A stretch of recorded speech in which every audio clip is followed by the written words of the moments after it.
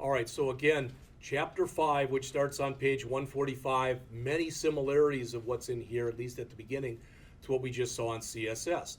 I again take for granted that you understand the difference between putting a script tag inside of a .html file as opposed to putting a link tag in there for basically, or a script tag which links to an external .js file.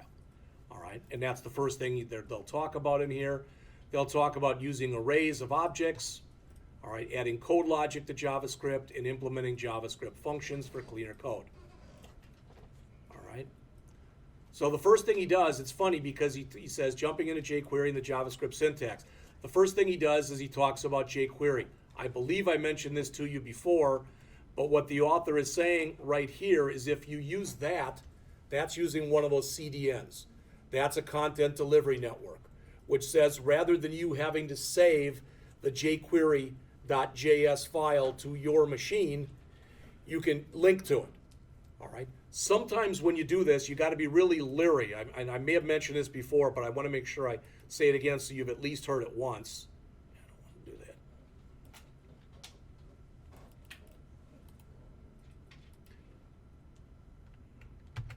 All right. So when you're doing this, sometimes when you do this, instead of showing it to you like this, it'll do this. All right, and the idea is it's supposed to be smart enough to figure out that that's HTTP, but it doesn't always work. All right, so you might want to go back yourselves and just add the HTTP colon back in if that happens to you. All right, and again, I think we talked about this even a little bit before, that when you load from a CDN like this, the advantage again is that you don't have to load that file into your site. The disadvantage is you need an internet connection. All right. You know that hopefully at least that there it is. That's the jQuery.com download page, and I think we talked about this before, but on the off chance we did not, the difference between jQuery 1.x and 2.x is 2.x offers no support for IE 6, 7, and 8. Whereas the jQuery 1.x does. All right. Ideally, if somebody's using browsers that are that old, they'll get the heck off of them and go to something bigger and better anyway. But there's no guarantee, again, that that'll happen. Again, some simple jQuery in here. All right. And literally what it is the jQuery part is right here. All right. And what this is saying, basically, I think you call this, yeah, when you load the body. So what that's going to basically print out is the version of jQuery that you're using. Again, I'm not sure why the author went with that example, but he did. And it's going to come up and look something like this. All right. Believe me, we're going to spend a lot of time on jQuery. That's what the brunt of this class is going to be about. All right. Things that you can use jQuery for, why you'd want jQuery. One, again, is accessing the DOM, the document object model. All right. You can access the document object model directly with JavaScript, but it gets to be pretty ugly constantly doing those get element by ID type of thing, or get elements by tag name, or get elements by class name, or something like that. So you can do it a lot cleaner. Usually it's a lot less code that you end up writing with jQuery. So again, they're showing it there. That's how you typically would set it up with JavaScript, the get element by ID. And then to do that same type of thing in jQuery, it's going to look like this. You have to be able to understand this format that you see in here that's in blue right there. All right? So the $ is literally, it's an alias. Okay? So if you want, instead of putting the $ in there, you can put in jQuery. But people just don't do it. All right? Because it's a lot less typing. So again, what this says is I want you to find every paragraph, all right, on my site, on my page, whatever, and I want you to add CSS to it. In particular, I want you to take and change the font weight of every paragraph to bold. All right, when you read it, one of the things that's nice about it is it's a fairly intuitive language. When you're doing stuff like this, it's fairly intuitive. All right, when you start to actually code in it, not quite so much. All right, it's not that it's that hard, but it takes a while to learn and to be able to really harness it. So they give an example in here, and I believe in the example they use both jQuery and they use JavaScript. All right, just so you can see the difference between the two. So the word jQuery that they put in there bolded, they put that in there with utilizing or using jQuery. The I prefer jQuery was put in there with JavaScript. With JavaScript, when you want to write something to a web page, quite often you use that inner HTML, okay? That property, or I guess it's a property. All right, you virtually don't ever use that when you're working with jQuery. There's other ways of doing it. And again, we're going to get into those really fairly shortly, rather. So this is the part I think we can go over quickly. Sorry.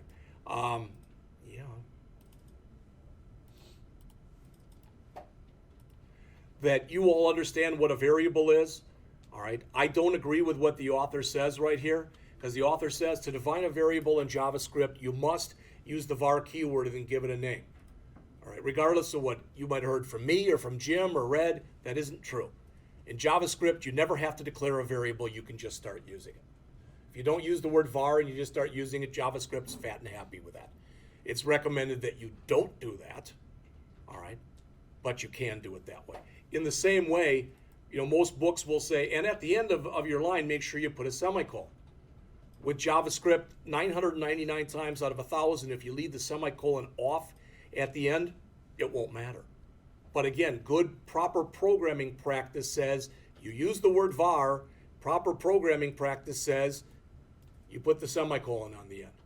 Now, the funny thing is if you start programming for iOS and you use Apple's or Mac's new language, fairly new language, it's called Swift, they use var again. They brought that back. But they've decided you don't need to put semicolons at the end of anything. All right, so there's no standardization between different languages as far as how this stuff is done. The data types in JavaScript, again, you should know these by now.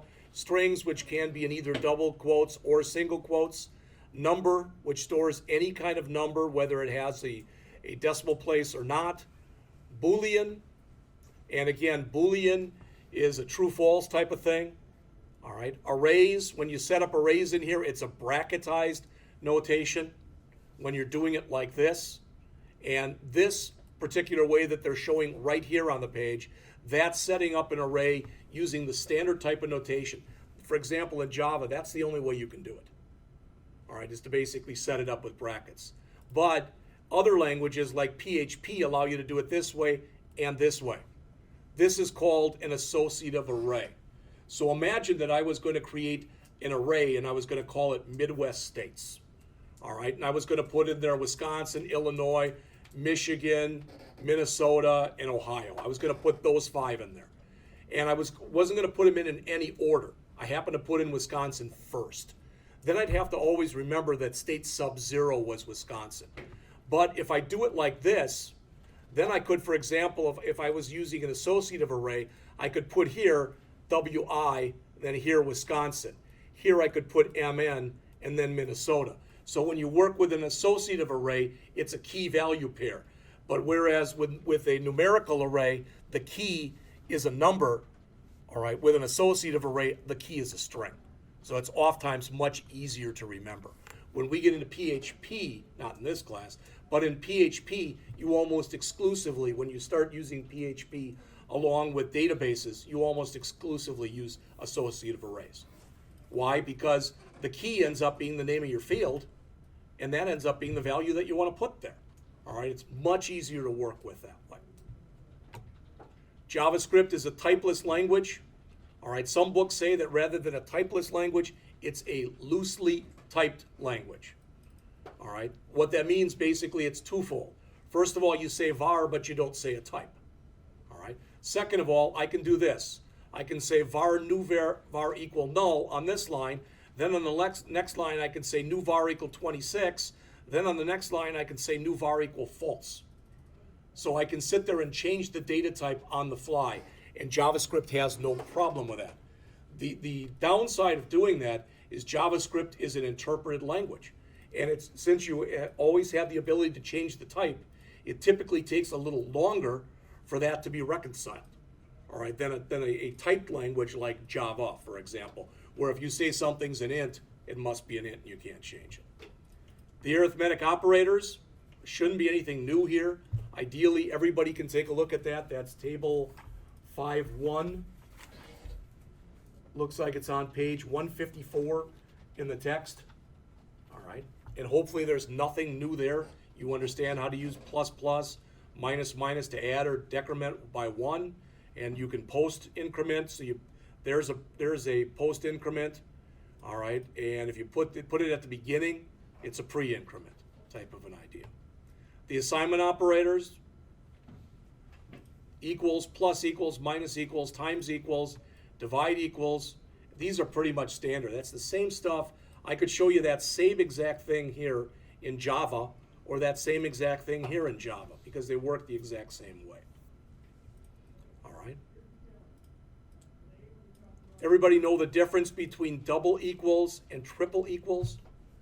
All right. If I type in code and I type in var x equals 0, and on the next line I type in var y equals double quote 0 double quote, and if I say if x equal y, they're equal. That will come back as true. All right. But if I put the triple equal in there, that's the identity operator. So it says, is the value the same and is the type the same? All right. So the recommendation is when in doubt, always use the triple. All right, for safety reasons. Same way with the exclamation point equal for not equal and the exclamation point equal for both not equal and type. The other ones are pretty standard. The and, the or, and the not. And I gave the same quiz to the class the other day. Maybe I asked this to you guys too. If you have ands and you have ors and you have nots, so if we had something that looked like this maybe, and we had no parens in there, none whatsoever. So if we had this, what do you do first? Nots or ands or ors? Nots. And then what? Is it ands? Yes. It's not, then and, then ors. And when you think about it, the not operator is what's known as a unary operator because it's not followed by the name of a variable. All right, not true, that type of an idea. Whereas the and, all right, the and is more restrictive than the or is. If I say to do this, you have to do this and do this, you've got to meet both conditions. But if I say to do this, you have to do this or this, you only have to meet one condition. All right, but again, you can always override using parens as they show right there. If anything, I've always been guilty of over parenthesizing. All right. Remember that when you're working with a standard if, that your Boolean condition, which is what this is, has to go inside of parentheses. If you only have a single line, you don't need the curly braces here. I always recommend using them. You can have an if without an else. You can have an if with an else. You can have an if with one or more else ifs with an else. You can have an if with one or more else ifs and not use an else. All right. So if we left this out, so let's say we had an if and an else if and another else if and another else if, and we did not have a final else. That would be like writing a switch statement that didn't have a default case. All right. That's basically when you've got a long-winded if. All right. You put that in there by putting an else on the end. That pretty much is like putting in a default with a switch. All right, so he has a simple example here that checks the time of day. All right, and if it's between 7 and noon, it says good morning. Between noon and 5, it says good day. Between, after 5, it says good night type of an idea. All right, while loops, do while loops, and for loops. Again, I'm taking for granted that you all know the difference between these. All right, the while loop is a pretest loop. So in the example we put in here, right there, had we said at the beginning var I equals 11, we never would have went into the body of the loop. All right, because 11 is not less than 5. All right. On the other hand, with a do while loop, since you don't check it till the end, if we had something in there, even if it was false to begin with, since the check isn't made till the end, all right, you always go through a do while loop at least once. The do while is also the only loop, The only kind of looping structure where you have to put a semicolon at the end. If you try to put a semicolon on the end of an if, or an else, or a for, or a while, the bad thing is sometimes you don't get an error. All it does, though, is it runs that statement one time. All right. For loop again. For, this is whatever initialization you want to do. This is whatever test you want to do. This is whatever increment or decrement you want to do. And that's your loop body. It's another pretest loop. So if the test is false to begin with, you never go into the body of the loop. All right. The for in is sometimes called an enhanced for loop. The idea, again, with that is it allows you to run a fast for loop. But if you use a for in like this, you're not allowed to change the values in the array inside of the loop like that. If you want to change them, you have to use a straight for loop. All right. If you want to break out of a loop and just totally get the heck out, you use break. So notice in this case, we're about to go through here. If we didn't have the if here, it would write out it's Monday, it's Tuesday, it's Wednesday, it's Thursday, it's Friday. But here it says if it's Wednesday, get out. So it writes it's Monday, it's Tuesday, it says it is Wednesday, it breaks and gets out of it. On the other hand, if you replace break with continue, you'll notice that it skips the rest of the iteration and goes back up to the top. So in this case, it's Wednesday gets skipped. All right. Functions, there actually is some new stuff in here that you may or may not have heard of before. So this thing with the functions starts on the bottom of page 163. We'll finish up this chapter and then we'll take a break. All right. As it says, functions are defined using the keyword function. That's a pretty simple one right there. All right. Functions are invoked by calling the function. You need the parens, even if there are no arguments within the parens. All right. Here's an example of a function with arguments. See the difference?